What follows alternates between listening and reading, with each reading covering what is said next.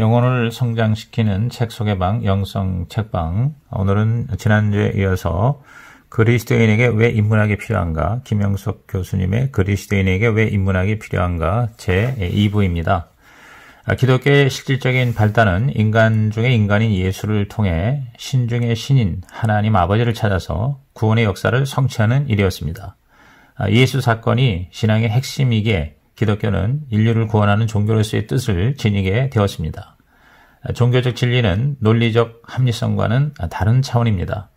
종교를 종교대로 인정하며 긍정적인 입장에서 고찰하려면 우선 종교를 윤리나 역사와 더불어 주체적인 체험과 인격의 문제로 높여야 합니다. 이때는 안다는 일보다 믿는다는 일이 중요하며 믿음이 사실을 낳고 그 사실에서 지식이 주어진다는 과정을 인정해야 합니다. 종교가 철학과 다른 점이 여기에 있습니다. 인간적인 신념과 주체적인 체험이 종교의 핵심이라는 것이죠. 종교를 이해하기 위해서는 상징과 계시와 진리, 상징과 계시와 진리를 살펴보아야 합니다. 기독교는 상징을 초월하는 계시가 있습니다. 상징이 간접적이라면 계시는 직접적이죠. 상징이 인간적인 것과의 합치를 가져야 한다면 계시는 초월자로부터 직접 주어지는 내용입니다. 기독교는 초월적인 신이 직접적으로 인간에게 교훈과 뜻을 보여줍니다. 그 중심이 약속된 그리스도를 통해 계시된 진리입니다. 기독교는 한마디로 계시에 의해 주어진 진리입니다. 계시에 의해 주어진 진리입니다. 초월자이신 하나님으로부터의 직접적인 계시인 것입니다. 기독교는 이 같은 계시로 인한 진리를 인식하는 것 이상의 체험을 더 중요시 여깁니다. 신과 진리에 대한 인식이 아닌 체험, 즉 종교적 삶 자체입니다. 종교적인 신비는 초월적 실제와 인간의 신앙적 체험에서 이루어진 것이어야 합니다. 그런데 기독교가 신비보다 중요하게 여기는 종교적 체험은 다름 아닌 사랑입니다. 신과 인간의 사랑입니다. 이 사랑은 너와 나의 구별이 뚜렷하면서도 서로의 대화와 관계가 엄연히 존재하는 종교적 체험이죠. 기도가 그 대화이며 사랑의 관계가 바로 신앙인 것입니다. 하나님이 보여준 최초의 사랑이 창조로 나타났습니다. 두 번째 사랑이 그리스도를 통한 구원의 열매입니다. 그리고 세 번째 사랑은 그리스도의 재림으로 나타나는 역사의 완성입니다. 하나님을 사랑하는 것이 믿음의 처음이자 마지막입니다. 결론적으로 인식에서는 계시로서의 진리가, 삶에서는 사랑의 체험이 기독교의 본질적인 핵심입니다. 진리와 사랑에 대한 해답을 주는 종교가 바로 기독교인 것입니다. 기독교에서 신은 은총과 질서의 근원입니다. 그 질서를 통해 신의 뜻과 인간의 의미를 찾는 것입니다. 질서의 주체이자 주인이신 하나님을 사랑의 원천과 대상으로 삼을 때 종교적 신앙이 완성됩니다. 하나님을 믿는 자에게는 하나님의 꿈이 현실이 되고 실제가 됩니다. 그 촉매가 바로 진리 자체가 되시는 그리스도이십니다. 불치병자에게 건강한 의사가 필요하듯이 스스로 구원할 수 없는 인간에게는 전능한 구원자가 필요합니다. 그를 찾아가는 것이 바로 믿음입니다. 이에 대해서 160페이지를 읽어보겠습니다. 이 정신적인 절망의 병을 고쳐줄 의사가 누군가? 그것은 환자 자신이 아닌 것처럼 인간 자신은 못 된다. 의사는 초인간적인 전능자여야 한다. 그가 곧 신인 것이다. 그 신의 뜻과 능력을 인간에게 알려주며 신을 대신한 인간이 바로 그리스도이다. 여기서 인간에게 절대적으로 필요한 것이 그리스도를 통한 신으로의 귀의이다. 과거의 모든 것과 자신에 속한 모든 것을 일단 포기하고 영혼을 위해 완전히 신에게로 돌아가는 것이다. 이때 그리스도와 더불어 신에게서 얻는 삶의 동일성이 진정한 의미의 신비라고 할 수 있다. 종교적 체험에서 남은 한 가지는 신의 뜻에 따른 봉사와 사랑의 실천입니다. 그것을 사명의 종교라고 부릅니다. 신을 사랑함으로 더 깊고 넓게 인간을 사랑하게 됩니다. 인간을 사랑하기 위해 신의 사랑을 깨닫고 받아들입니다. 이 사랑에 의한 역사의 완성을 위해서 신은 끝까지 인간을 돕고 힘과 생명을 더해줍니다. 그분이 바로 성령 하나님이십니다. 기독교는 인문학적 과제를 완성하는 임무를 가지고 있습니다. 그 임무를 완성하기 위해서는 예수의 말씀을 교리에 머무르지 않고 진리로 받아들여야 합니다. 예수의 교훈이 인생관과 가치관이 되어야 하는 것입니다. 예수의 교훈이 개인뿐만 아니라 민족과 국가를 위한 진리와 이념으로 발전되어야 합니다. 예수님도 주여 주여 하기보다 하나님의 뜻을 실천하여 하나님의 나라를 구하라고 하셨습니다. 모든 개인은 그 시대와 사회를 떠나서는 생존할 수 없습니다. 개인은 전체 사회에서 일정 부분 책임을 감당해야 하며 신앙인의 임무는 더욱 중요합니다. 저자는 이 같은 기독교의 사회적 사명과 그 실천에 대해서 자신의 개인적인 소희와 함께 매우 비장한 마음으로 168페이지, 169페이지에서 이렇게 말하고 있습니다. 남한으로 내려온 뒤 당분간은 개인의 자유와 신앙의 육성의 보람을 느끼면서 지냈다. 그 후로 지금까지 개인적으로는 교회를 섬기는 일과 기독교 교육에 보람을 느끼고 신앙을 통해 주어지는 행복과 감사함을 누리며 세월을 보내고 있다. 그러나 사회적으로는 혼란과 우려스러운 일이 없지 않았다. 기독교 정신을 이어받은 자유민주주의 정치가 시련을 겪기 시작했고 북한 인권을 위하기보다는 북한 정권에 동조하는 정치 세력과 직면하게 되면서 나라를 걱정하는 크리스찬들에게는 새로운 임무가 더해지고 있다.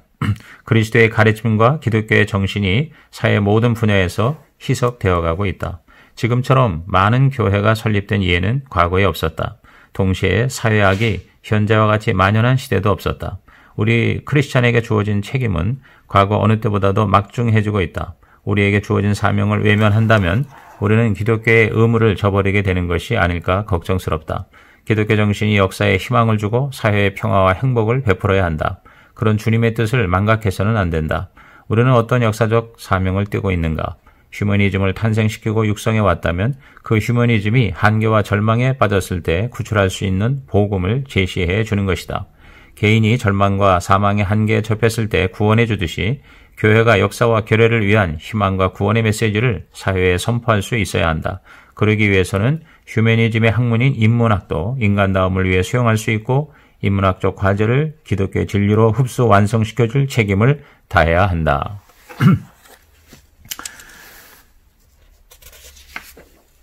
이제 4강인 기독교의 진리의 문제입니다. 종교가 지닌 진리는 두 가지 특성을 가집니다. 진리의 영원성과 진리의 시대성입니다. 영원성과 시대성. 영원성은 진리의 본질성이고 시대성은 진리의 현실성 혹은 역사성입니다. 진리는 영원한 무엇을 지니고 있으면서도 항상 새로운 생명력을 가진 것, 본질적인 타당성을 가지면서도 실제적인 열매를 줄 수 있는 것이어야 합니다. 진리는 형이상학적이지만 그 방법은 합리적입니다. 지난 역사를 보면 진리의 표준이 절대, 객관, 상대, 확정, 실리, 절대, 객관, 상대, 확정, 실리의 과정을 밟아온 것처럼 보입니다. 그러나 참다운 종교의 진리는 신으로부터 주어지는 신이 스스로 나타내 보여주며 가르쳐주는 계시에까지 도달해야 합니다. 파스칼과 키에르케고르는 성경이 아닌 인간적 자아의 문제로 출발하여 기독교를 지지했습니다. 그들은 인간적 과제의 양적인 면을 질적인 것으로 바꾸었습니다. 즉 인간적인 것을 종교적인 것으로 바꾸려고 했습니다. 인간적 존재의 순간성을 시간의 무한성 앞에 드러내 주었습니다. 김영석 교수님은 그들이 관심을 가진 초월과 비약 그리고 그것들을 통해 질적으로 새로운 삶으로 변화시키는 주체를 은총과 신앙으로 설명했습니다. 183페이지를 읽어봅니다. 그렇다면 이 초월과 비약을 가능케 하며 질적으로 새로운 삶으로 변화시키는 주체는 무엇이며 그 내용은 어떤 것인가? 여기에 나타나는 것이 다름 아닌 은총과 신앙이다. 우리의 이성과 자유가 초이성, 초자유의 길에서 성스러운 은총을 접하게 될 때 비로소 모든 문제는 해결되며 생의 궁극적인 과제는 결론을 얻게 된다. 초월과 비약에서 자신의 충족을 가져올 뿐만 아니라 모든 것은 재긍정되며 신의 뜻에 의한 새로운 가치와 의미가 주어진다. 시간은 그리스도와의 동시성에서 영원성으로 변하며 모든 불안과 절망은 신앙에서 참된 행복으로 바뀌게 된다. 파스칼은 31살 때인 1654년에 종교적 진리를 위해 모든 관념과 추상적인 것을 멀리하겠다고 결단하면서 아브라함의 하나님, 이삭의 하나님, 야곱의 하나님은 철학자나 학자의 하나님은 아니다라고 기록했습니다. 체험과 생활의 내면성을 강조한 파스칼은 신앙은 인격적인 선택과 결단에 의한다고 결론을 내렸습니다. 온 정열과 신념에서 이루어지는 인격적 도박 없이는 신앙은 불가능하다라고 보았던 것이죠. 파스칼은 신앙에는 세 가지 수단, 즉 이성과 습관과 영감, 이성과 습관과 영감이 있다고 보았으며 그 중에 가장 중요한 것이 영감이고 그것이 신앙의 발단이라고 했습니다. 종교적 체험의 핵심을 파악한 말이죠. 신앙은 신적인 것의 계시와 능력을 통하지 않고는 가능하지도 완성되지도 못한다는 것입니다. 키에르케고르도 주체적인 것이 진리라고 하면서 영혼이나 신 앞에서 자신의 존재를 결정하는 일이 최고 최대의 과제라고 보았습니다. 종교는 주체자의 근원과 목적에 관여하는 문제이며 신 앞에서 스스로의 완성을 결단하는 일이기 때문에 최후의 주체성을 지니게 됩니다. 키에르케고르는 데카르트의 나는 생각한다, 그러므로 나는 존재한다는 말을 믿는 대로 되리라, 믿는 대로 되리라 하는 뜻으로 재해석했습니다. 종교적 진리의 주체성과 타당성은 내적인 체험의 확실성에 있습니다. 그 체험의 확실성은 역사적 사실의 보편 타당성의 지지를 받아야 합니다. 그런 면에서 기독교의 진리는 하나님의 뜻이 시간과 역사 위에 나타나는 구체적이며 생명력 있는 현실의 종교입니다. 최근의 신학자들이 역사적인 예수 그리스도로 돌아가자는 주장은 시간을 초월한 그리스도의 능력을 현재화하고 현재 속에 영혼을 성취시키자는 뜻입니다.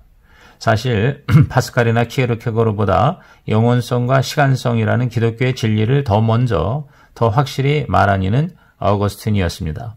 어거스틴의 신학은 사도 바울의 신앙과 신학을 계승한 것이었죠.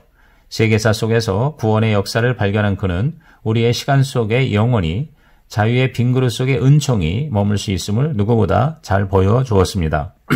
그는 신앙에 의한 개인의 구속과 더불어 은총에 따르는 역사의 완성까지도 설명해 주었습니다. 현대의 사상적인 특징은 세 가지로 요약이 됩니다. 첫째는 물질주의 혹은 자연주의입니다. 과학과 생산이 물질과 자연의 영역에 속하죠. 둘째는 상대주의입니다. 상대주의는 민주주의를 신봉하는 세계의 사조가 되었습니다. 셋째는 분열 및 분업주의입니다. 사상에서의 분열뿐만 아니라 모든 분야에서 분업화가 이루어졌습니다. 이 같은 물질, 상대, 분열이라는 현대의 세 가지 특징은 모두 불행의 조건이 되고 있고 파멸의 가능성까지 있습니다. 이러한 현대적 문제의 해결책이 바로 기독교 사상입니다. 영원하면서도 새로운 기독교의 진리만이 문제의 해답인 것이죠. 기독교의 진리는 영원성이 가장 큰 특징입니다. 그 기독교의 진리는 세 가지 특징을 가지고 있습니다. 첫째는 창조의 진리입니다. 성경의 첫 구절인 태초에 하나님이 천지를 창조하시니라는 말씀이 존재론이라고 부르는 인류의 과제를 한 번에 해결합니다. 기독교의 둘째 진리는 인간론입니다. 인생이 어디서 와서 무엇을 하다가 어디로 갈 것인가에 대한 근본적인 문제에 해답을 주는 구원의 진리입니다. 세 번째 진리는 역사의 완성과 종말에 대한 해답입니다. 기독교만큼 인간과 역사의 마지막에 대해서 명쾌하게 답을 제시하는 종교나 사상은 없습니다. 창조, 구원, 재림은 하나님의 근본적인 뜻입니다. 초월적이고 절대적이고 영원한 진리입니다. 그리스도조차 바꿀 수 없는 하나님의 뜻이요 진리입니다.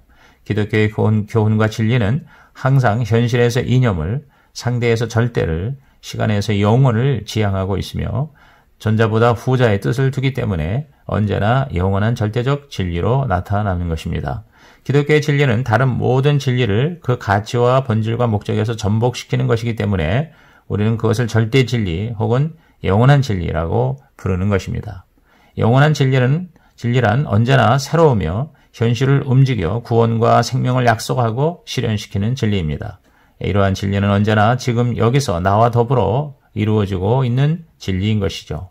이 진리가 나와 세계와 하나님의 관계 속에서 맺어지는 것이 바로 복음입니다. 이에 대해서 216페이지 우리 저자의 글을 한번 읽어보겠습니다. 아무리 2차원의 세계에서 떠들썩하게 애단법석을 해도 창조주이신 신의 입장과 뜻에는 도달할 수 없으며 그 뜻을 넘어서지 못하기 때문에 우리는 주어진 천부의 말씀과 뜻을 성스럽고 경건한 마음으로 받아들이지 않을 수 없다. 그리고 그 말씀과 뜻이 사랑과 축복의 소식이었을 때 우리는 그것을 가리켜 복음이라고 부른다. 기독교의 진리가 복음이 되는 이유가 있습니다. 첫째, 복음이 누구에게나 세계의 문제에 관해 명확한 대답을 제시해 주기 때문입니다. 세계의 존재와 의미는 물론 그 역사와 운명에 대해서 언제나 뚜렷한 해답을 말해줍니다. 모든 악과 불행과 허무의 조건과 원인이 신을 배반하고 등진되어 있습니다. 그러나 자신의 과거를 뉘우치고 신에게 돌아오는 사람은 언제나 신의 품 안에서 완성된 조화와 영광의 자아를 발견할 수가 있습니다. 복음은 모든 것을 잃은 인간에게 모든 것을 되찾게 하는 능력입니다. 복음은 모든 것을 잃은 인간에게 모든 것을 되찾게 하는 능력입니다. 기독교의 진리가 복음이 되는 두 번째 이유는 그것이 하나님의 사랑에 의한 구원이기 때문입니다. 기독교의 사랑은 언제나 구원의 사랑이 목적입니다. 인간의 운명은 구원에 의해서만 해결될 수 있으며 그 구원은 신의 사랑에 의해서만 가능합니다. 인간이 스스로 자신을 구원할 수가 없습니다. 오직 하나님의 사랑만이 인간을 악과 죄에서 구출할 수 있습니다. 그래서 복음인 것이죠. 이에 대해서 232페이지의 결론적인 내용을 한번 읽어보겠습니다. 저녁 때가 되고 황혼이 드리워지는 것처럼 언젠가 우리에게도 곧 인생의 석양이 찾아오게 마련이다. 그때 자신은 인생의 고아가 아니었다고 자부할 사람이 누구인가? 철학자인가? 시인인가? 과학자인가? 위대한 정치가인가? 하나님의 구원을 위한 사랑의 복음을 받아들인 사람 이외에는 아무도 없을 것이다. 그런 이유로 우리는 영원한 인생의 고향을 가르쳐준 그리스도의 말씀과 약속을 복음이라고 부르는 것이다. 마지막으로 기독교가 할 수 있는 기독교의 근본적인 과제를 정리해 봅니다. 첫째, 기독교는 말씀으로 인간을 개혁하는 일을 해야 합니다. 말씀으로 인간을 개혁하는 일을 해야 합니다. 삶의 목적을 근본적으로 바꾸는 새 인간이 되어야 하는 것입니다. 그럴 때 인류 전체의 문제를 해결할 수 있습니다. 인생관과 세계관을 해결하면 나머지는 저절로 해결이 됩니다. 그리스도의 진리를 중심으로 동일한 역사를 만들어 가야 하는 것입니다. 기독교의 또 다른 사명은 사랑과 평화의 왕국을 건설하는 것입니다. 사랑과 평화의 왕국을 건설하는 것입니다. 오늘날 같이 평화와 사랑이 절실하게 요구되는 때는 없었습니다. 기독교의 불변의 존재 법칙은 사랑입니다. 사랑이 있으면 모든 것을 살리지만 사랑이 없으면 모든 것을 상실합니다. 예수님은 내가 너희를 사랑한 것 같이 너희도 서로 사랑하라. 내가 너희를 사랑한 것 같이 너희도 서로 사랑하라고 하셨습니다. 그리스도의 마음과 삶을 본받는 것이 바로 사랑인 것입니다. 그 사랑은 인간적인 사랑 이상의 하나님의 사랑입니다. 그 하나님의 사랑을 받고 또 주기 위해서는 우리 모두 그리스도를 따라가야 합니다. 그리스도처럼 죽고 그리스도처럼 살아야 합니다. 그 그리스도의 사랑의 역사에 대해서 우리 마지막 정리한 250페이지를 읽어봄으로써 우리 김영석 교수의 그리스도인에게 왜 인문학이 필요한가 요약 정리를 마치도록 하겠습니다. 사랑의 역사를 건설한다는 것은 이러한 마음의 각오와 결단을 의미하며 그로부터 모든 것이 새롭게 출발하게 된다. 그리스도의 사랑을 받아들이기 위해 자신의 모든 세속적인 것과 에고를 버려야 한다. 그리스도의 뜻이 이 땅 위에 건설되기 위해 스스로의 희생을 각오하고 결단하는 것이 다름 아닌 사랑의 역사를 건설하는 일이다. 이렇게 본다면 참 사랑은 부정의 부정을 통한 긍정을 뜻하는 것이 된다. 처음의 부정은 그리스도를 받아들이기 위해 본래의 자아를 부정함이며 두 번째 부정은 그리스도의 사랑을 통해 얻어진 자아를 하늘나라를 위한 역사의 재단에 바치는 부정이다. 그런 다음에 비로소 사랑의 왕국이 건설되는 것이다. 그러므로 그리스도는 한 알의 밀이 땅에 떨어져 죽지 아니하면 한 알 그대로 있고 죽으면 많은 열매를 맺느니라고 가르친 것이다. 네, 장시간 들어주셔서 감사합니다.